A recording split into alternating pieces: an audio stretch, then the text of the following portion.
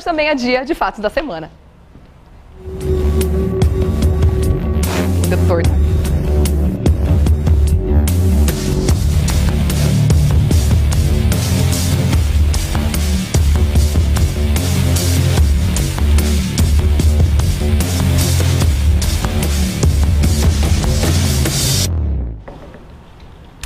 O governo está tentando tomar aí uma série de medidas para tentar diminuir o tamanho do rombo e as despesas do governo, né? Os cortes prometem chegar à casa dos 25 bilhões de reais. Veja nesse VT.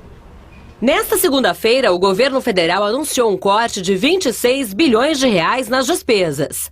Entre as medidas estão o adiamento de reajuste dos servidores públicos, a elevação de impostos e cortes em programas sociais, além da proposta da recriação da CPMF, agora com a alíquota de 0,2%, que será usada para cobrir o rombo da Previdência. A presidente também deve promover uma reforma ministerial nos próximos dias, com a extinção de pelo menos 10 dos atuais 39 ministérios. Com este projeto, o governo pretende reverter o déficit no orçamento de 30 bilhões de reais, para assim conseguir colocar as contas em ordem. O doutor Eduardo já está com a gente, como sempre, às terças-feiras, para falar também sobre esse assunto. Bom dia, como estamos? Tudo bem? Hoje eu tô com cara de assustado.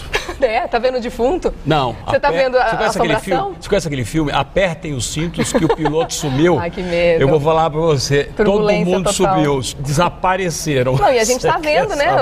Fantasmas aparecendo, né? Do CPMF, desenterraram. E aí, o que você acha? Tem grande chance de ser aprovada? Vai passar no Congresso? Porque 2 semanas atrás o governo chegou a falar sobre isso, vamos trazer a CPMF de volta, foi uma chiadeira geral, não falaram mais nada. De repente volta dentro do pacote de medidas do novo anunciado? Você lembra da semana passada que eu disse que nós não tínhamos batido no fundo do poço? Chegamos finalmente ou não? Não, nós vamos ficar mais pobres mais alguns dias se tudo isso aqui for aprovado, que é a pretensão do governo federal, né? É óbvio que o brasileiro vai ficar mais pobre, e bem mais pobre. Porque não é só o dinheiro que vai sair da conta, né? O problema é o seguinte, não é... Primeiro que esse remédio que da redução dos 10 ministérios, de 39 ministérios para 29, não é o suficiente. Tá? Segundo que uma quantidade de impostos que está sendo proposto pelo governo federal, que obviamente vai ter um impacto nas finanças de cada brasileiro, que obviamente a coisa vai ficar insuportável. Vai ficar difícil. Né? Ou seja, você, além de tudo, você vai mexer diretamente em alguns, eu diria, alguns mercados sensíveis da economia do país. Dentre eles, por exemplo, não é só a CPMF não que estão querendo. Tem os outros impostos mas já foram anunciados. se você pegar, por exemplo, a questão do mercado imobiliário, com esse aumento que eles estão querendo dar sobre o lucro imobiliário, sobre a venda, ou seja, de 15% a 30%, né? Ou seja, até R$1 milhão, 15%, de 1 milhão a 5 vai para 20%, de 5 a 20 vai para 25%, e acima de 20 milhões vai para 30%, ou seja, o sócio,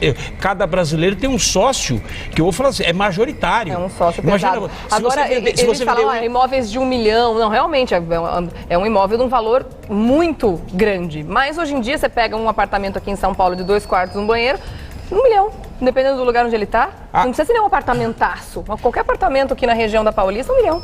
Aí você pega a questão, de novo, com essa história da CPMF, agora ao invés de 0,38, 0,2. E não vai para a saúde, vai para a Previdência. Mas, de qualquer forma, o que acontece? Vai sair de quem? Do contribuinte. Da gente, lógico. Essa contribuição não é como aquela outra contribuição, que era o empréstimo compulsório, que até hoje ninguém devolveu. Lembra que tinha aquele empréstimo compulsório que todo mundo pagava, o governo ia devolver, ninguém viu esse dinheiro de volta. Então é um dinheiro eu diria, de mão única. Ela vai e não volta em nenhuma situação, nem na saúde, na educação, na habitação, em absolutamente nada. Além de tudo, estão reduzindo a questão dos programas de governo, né, os programas sociais, sobretudo. Né? Minha Casa Minha Vida está sendo afetada. O Bolsa Família não, parece que não vão mexer, né? Mas também se mexer no Bolsa Família, o país cai, ou seja, desaba. Já está se desintegrando. Se você imagina, se mexe em algo que mata a fome do povo, porque o Bolsa Família nada mais é do que matar a fome daquele que realmente é miserável. Nós não estamos nem falando do pobre, nós estamos falando do miserável, aquele que utiliza o Bolsa Família. Se você pega a questão da redução do PAC, que é o programa de aceleração, que o país não tem uma logística para poder aumentar as exportações, para poder aquecer o país, precisa de uma logística. Vai diminuir o que já tá fraco, porque o PAC está sempre atrás do que, na verdade, eles programaram, sempre muitos anos atrás. Aí você pega a pauta-bomba da Câmara dos Deputados, que na verdade acaba majorando, aumento, reajuste para o servidor público, né, a reestruturação da Defensoria Pública, enfim, vários pontos do governo federal, né, que obviamente vão ter um aumento. Se a Câmara aprovar, vão ter um aumento e que o impacto chega aí a 280 bilhões em 5 anos. Né? Então, tudo isso, na verdade, é uma bola de neve. Nós não sabemos onde é que vai parar isso.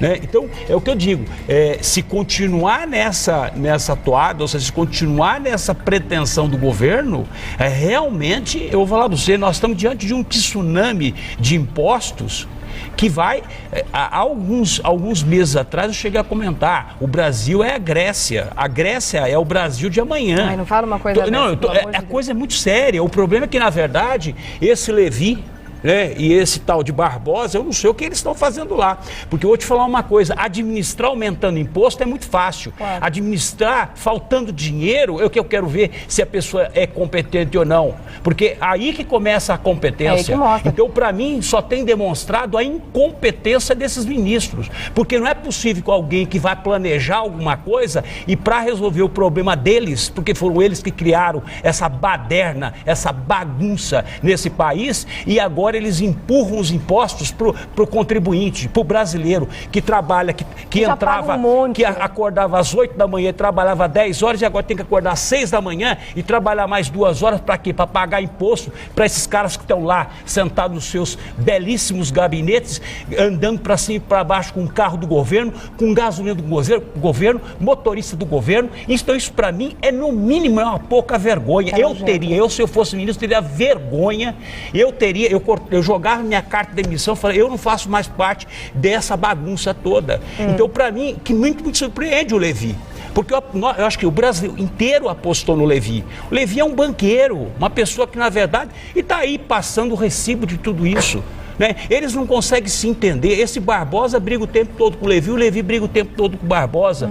Ou seja, então ninguém se entende. Aí eu falo para você, de fato, aperte os cintos, porque não só um piloto, mas toda a tripulação desapareceu. Mas tem chance de passar a CPMF, na sua opinião? Vai passar pelo Congresso? Porque tem muita gente criticando. Não, o problema é o seguinte... Porque muitas dessas medidas também dependem da aprovação do Congresso. Você acha que passa ou não? Não, o que tiver que passar na Câmara, é óbvio que eles vão obstruir a pauta. Eles vão fazer obstrução da pauta, ou seja, eles vão impedir que aquilo seja julgado.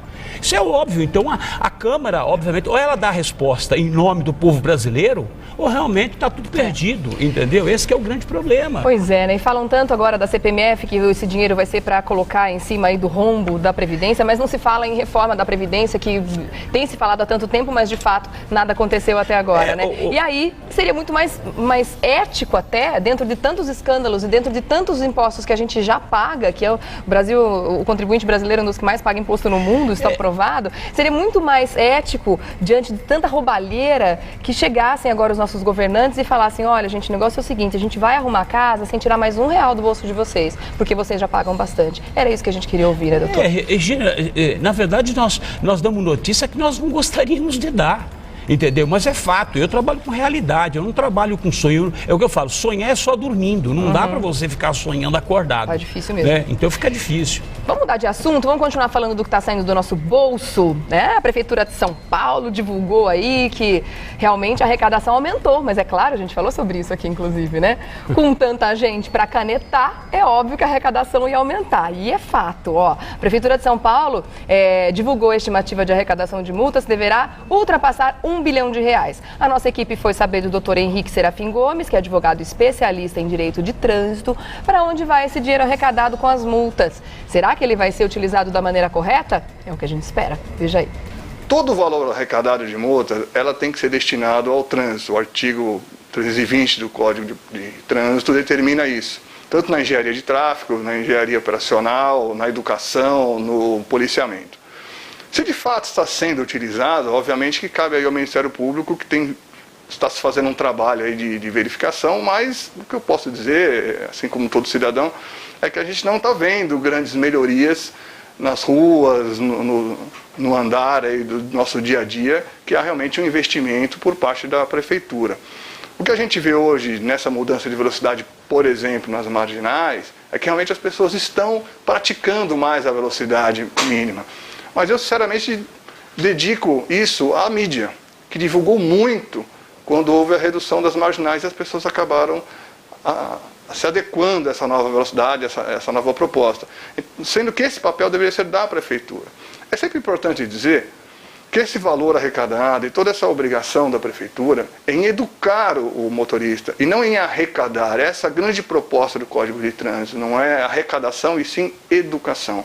Então tem que ter investimento em educação, tem que ter investimento em informação para que as pessoas possam reduzir as suas multas, reduzir os acidentes, reduzir o que hoje a Prefeitura busca aumentar. Na verdade, a proposta seria reduzir. Que escolha que a gente tem a não ser reduzir a velocidade, afinal de contas, senão é mais uma multa para a nossa coleção, né? Agora, como é que faz para a gente fiscalizar se esse dinheiro está indo mesmo para as melhorias do trânsito? Porque não é isso que a gente vê. A gente vê semáforo de açúcar, como a gente sempre fala, qualquer vento, não precisa nem ser chuva, qualquer vento, os semáforos entram no amarelo piscante quando não param de funcionar. As ruas, piores do que queijo suíço, a gente vai destruindo os nossos carros todos os dias andando por aí. Eu imagino as pessoas dentro dos ônibus, como é que faz? É um horror generalizado. Como é que a gente faz, então, para fiscalizar isso, doutor Eduardo, já que a arrecadação só aumenta? Regiane, eu analisaria essa questão de uma outra forma, sob um outro ponto de vista, tá? Primeiro, que sempre foi questionável essa questão da indústria das multas, tá? Sempre foi. O que na verdade, essa questão de redução foi uma estratégia, isso na verdade foi um estelionato praticado contra todos os paulistanos. Quando reduziu a velocidade das marginais, não era necessariamente resolver um problema de acidente das marginais. Claro que não. Era, na verdade, preparar para a investida que a Prefeitura deu em cima dos motoristas. Nós estamos falando o seguinte, vamos reduzir, tem um primeiro impacto e depois nós começamos a reduzir toda a velocidade de São Paulo, instalamos pardais, né? Ou seja, como é que chama? Os radares na cidade e vamos, obviamente, pegar todo mundo. Esse salto para 1 bilhão, quase 1 bilhão e 200 milhões de reais, que é o resultado das multas, isso é o resultado da redução da velocidade. Então, o que acontece? Não foi feito isso como uma prevenção para acidente de trânsito, foi feito isso para poder aumentar a arrecadação. Então, para mim, isso é um grande estelionato. Agora, pegar esse dinheiro e direcionar para a questão do trânsito, aliás, você não precisa dar uma volta, é só dar uma volta no quarteirão, você vai perceber que isso não está sendo revertido coisíssima nenhuma para reeducar o motorista. Ao contrário, porque o que mais você vê aqui são todas as ruas, a maior parte das ruas com buracos. Né, com ondulações, não há fiscalizações dos concessionários que vão lá, Sabesp, Eletropaulo, que vão lá, fazem o buraco com gás, que fazem o buraco, chega lá, joga um concreto deixa uma lombada no e larga uma lombada onde as pessoas arrebentam o carro, ou seja, as pessoas na verdade não querem processar a prefeitura porque o desgaste no processo é tão longo. Enorme. Então o que acontece? Para mim isso que foi feito na cidade, que está sendo feito na cidade, é na verdade de novo resgatando aquele estelionato da indústria das multas. Isso aí não tem prevenção de evitar acidente. Aliás, eu acho que o governo da Prefeitura de São Paulo está pouco se lixando quem é atropelado nas marginais ou quem não é. Essa que é a grande verdade. Ou seja, quer falar a verdade? Vamos falar a verdade.